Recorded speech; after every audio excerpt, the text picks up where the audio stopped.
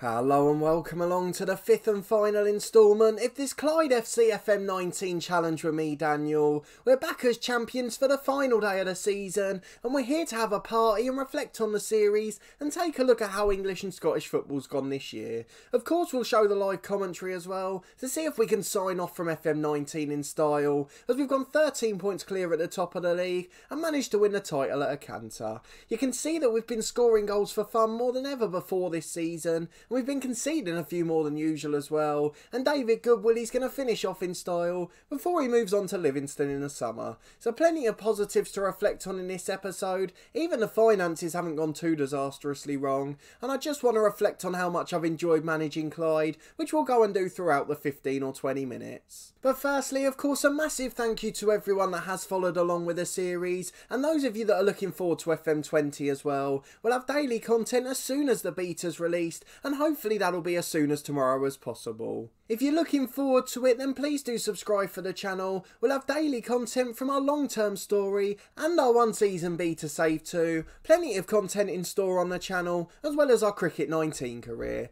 So let's go and have a look at the key areas of the club, starting of course with the schedule. You were with me last for the 0-0 draw against Edinburgh City, and of course we had our youth intake just after as well. We've been in really decent form since then, although unfortunately they did get one last thing over on us, our title rivals. Edinburgh City managed to beat us 1-0 in the final game, and unfortunately we lost our invincible record. The only league game we've lost all season, going into the final one against Cowdenbeath today. We've got no first teamers out injured, so we should be at full strength again. Ross Lyons barely made an appearance all season. In fact, I don't think he's even made one at all. We're on 90 points and we've just lost that one, of course. We've been in brilliant form all season. Tommy Caffrey the top scorer in the league, although David Goodwilly takes that honour for the club. Chris McStay in midfield with 15 assists in the league, been a brilliant player from the middle of the park too, and we've overperformed in a lot of the competitions. Celtic going on to win the Betfred Cup, Inverness Caledonian Thistle winning the Iron Brew Cup, and we went out in the fourth round of the Scottish Cup to Ross County, the final of course to come up in the next few weeks. Let's go and have a look at the dynamic screen too. We often talk about looking at that one. The team cohesion is gradually creeping up, it's just above average now, and the dressing room atmosphere and managerial support are good, so if we were still going to be here next year, we'd certainly have a solid base to build on. The tactics remain the same throughout. We didn't end up signing that left winger who was on trial, so we're sticking with our two up front and trying to go all out attack, and although it's worked in front of goal, it of course has made us a bit leakier in defence. So what we're going to do today is get into the game quite quickly, and then we're going to come back after and have a look at the season overall, how teams have done in England and Scotland. Of course we won't be able to see the European competitions as they don't finish for another month, but we just want to see how the league campaigns have gone and keep an eye out for my beloved Luton Town as well. So let's go and get into this game against Cowdenbeath, the final fixture of the League Two season, and the club's final fixture at that level, as we're going to be moving up to the third tier next year. We're going for a relatively normal lineup, although I am going to make a couple of little changes, not in the first 11 but in terms of the bench. Let's get some of those youngsters from our youth intake. They're all fully fit, so there's no reason we can't put them on there. Bannigan the centre half can come on for Lang, and we've got a couple of strikers there too. So Lee Winters hasn't got the best potential in the world, Paul Munro very much has, so I think he's going to be into the 18 today, and he's going to come on there for the experienced John Rankin. So two very young players coming on the bench, and hopefully we'll be able to give them both a debut. But in terms of our first 11, it's almost identical, and we're treating the players who have given us so much this season. The final game it'll be for Finlayson, Moore, Caffrey the loanies, and for Goodwilly who leaves in the summer, but pretty much everyone else has signed a new deal, including Ross Booth the central midfielder. A 3-year deal for him at 17 years of age. He's just developing so quickly, and he's going to be an absolute superstar for this club. So whoever takes him on is getting a brilliant player in him, and two more that are going to be making their debuts today. So let's go and get into this match. We'll be seeing that brilliant front two together for the final time, and saying goodbye to some of these Lone Stars who have really helped us up to the third tier. Well, it's a unique style of 4-4-2 for Cowdenbeath, one holding midfielder and one central midfielder. Not the most attacking or adventurous formation, but they've still got the two up front of course. They've got some decent players, so I'm sure they'll put up a decent threat. I think they finished actually in third in the league. They're above Peterhead, who were the favourites for the title at the start, so that's some sort of achievement for them too.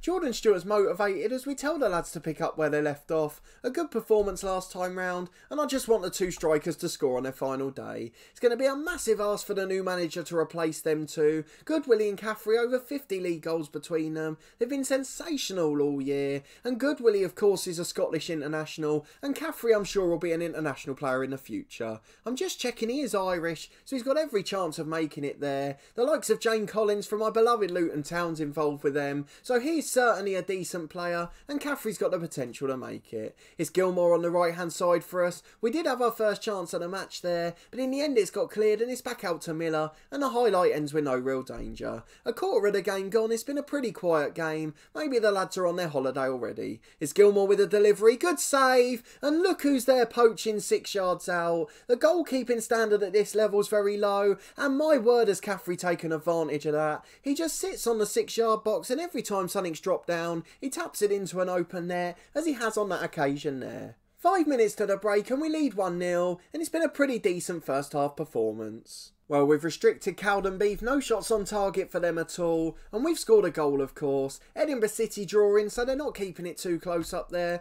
and we're going to encourage the lads to keep it up. Only one player's motivated from that talk. Don't forget we want to get those 2 youngsters on as well, so we will try and get them for a few minutes of action, as the highlight ends at the start of the second half, and Cowdenbeath still haven't managed a shot. It's Miller on the right-hand side with the delivery. Caffrey's brought down for a penalty, and here's Goodwillie's chance to get his final goal as well.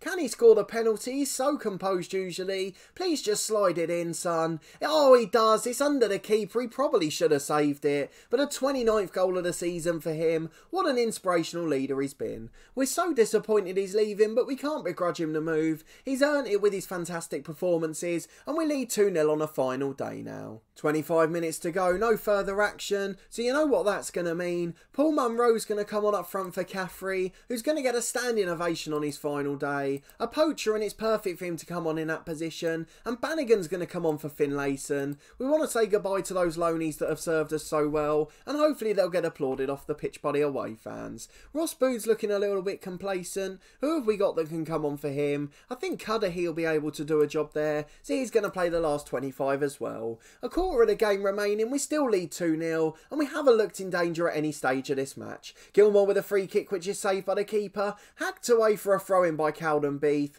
and they don't look like scoring. They've barely had a shot all match, and this has been a fantastic away performance. 93 points off 36 games, a goal difference in the 60s. We've just been sensational from start to finish, and these lads deserve so much credit for their performances. We really didn't expect this at the start of the year. We did expect we might be able to go up, as Bannigan hits the post, the young centre-half. What a debut that would have been for him. But as we said, we did expect to probably compete for the title, and maybe just edge out Peterhead. Of course, Edinburgh City were a surprise for such a long time. It was only really the last 6 or 7 games they fell away. But aside from that, it's been a really strong season, as Cogill mops up at the back again there. Brennan with a long click down the right-hand side, out for a throw-in with 15 seconds left, and that's going to be the final action of the season, I think. A wonderful way to finish. If you've enjoyed the performance, then do put a thumbs up on it. These lads deserve all the praise they can get. A 2-0 victory is a fantastic result, and it puts us into the 90s and just secures our place and dominance at the top. There we go then, Edinburgh City held on the final day of the season, Cowdenbeath still finishing 3rd, Queen's Park beat Peterhead on the final day, and they sneak into the playoffs as a result. Peterhead finishing 5th with the best squad in the league. That is absolutely embarrassing on their part, and although our loanies made a difference, they still had a very strong squad on paper.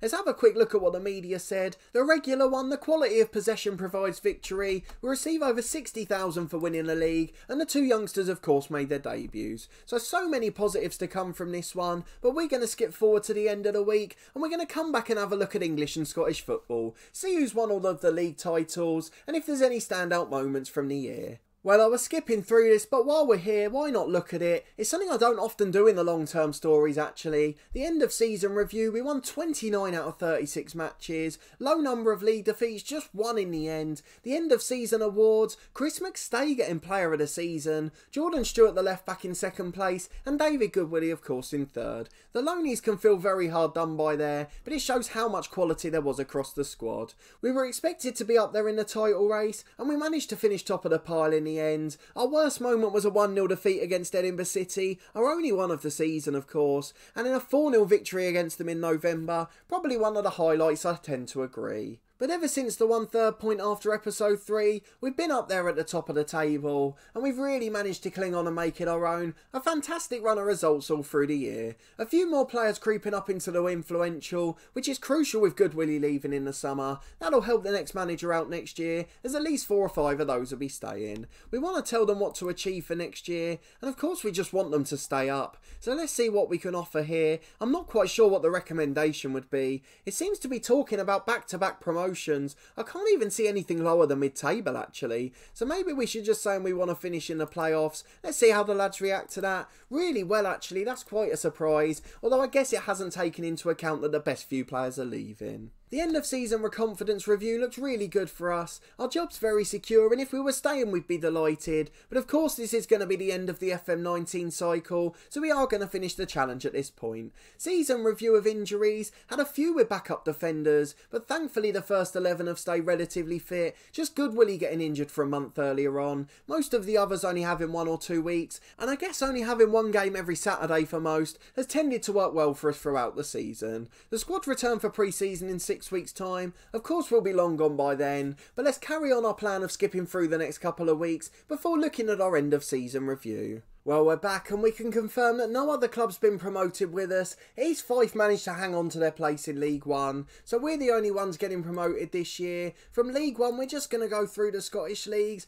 Wraith winning the title in that one. And from the Championship, let's see what's gone on as well. Ayr United are going up to the Scottish Premiership. They've been joined by champions Dundee United. Then the Premier League's the big one, of course. Celtic or Rangers, who's it going to be? We know Dundee are coming down having lost to Ayr. Celtic win the title by 28 points, and surely Steven Gerrard hasn't managed to survive that. Let's have a look. He's still in charge. I'd imagine that won't be the case in pre-season. Let's also go and have a quick look at the English pyramid. Pretty much as you'd expect, neck and neck between Liverpool and City at the top. Liverpool edging it on this occasion, and the 2 North London clubs making the top 4. United, Chelsea and Leicester make up the rest of the top 7. Watford surprisingly getting relegated. They're alongside Palace and Huddersfield. In the Championship, Aston Villa got promoted, just as they did in real life from the playoffs. Leeds and Norwich joining them in the Premier League. Of course, 1 out of the 2 there was right. And then in League One, I know my beloved Luton Town were in the playoffs. They did manage to go up on penalties in the end. They joined Barnsley and Charlton. That's an exact replica of real life.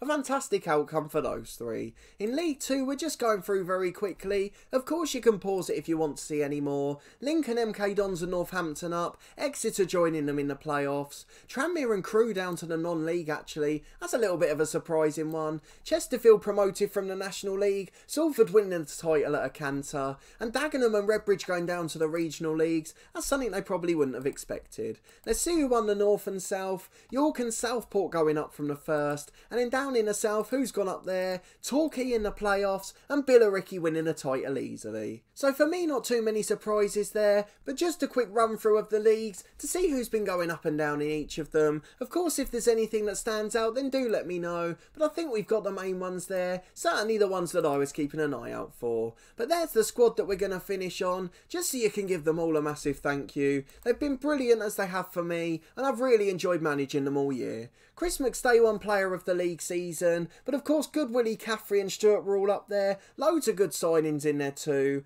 and the players that we had at the club already certainly contributed to our brilliant success. So if you did enjoy this short mini-series and the final episode of the season, please do put a thumbs up on it. A massive thank you for your support as always. I hope you enjoyed this last mini-series, and we'll get cracking tomorrow with FM20 content. We'll be starting our long-term story, and then I'll be to save the following day. So if you're looking forward to that, subscribe to the channel for daily FM20 content, as well as 2 episodes a week from Cricket 19. But a massive thanks for watching this one and your continued support with the channel, and I hope to see you next time for the start of our FM20 story.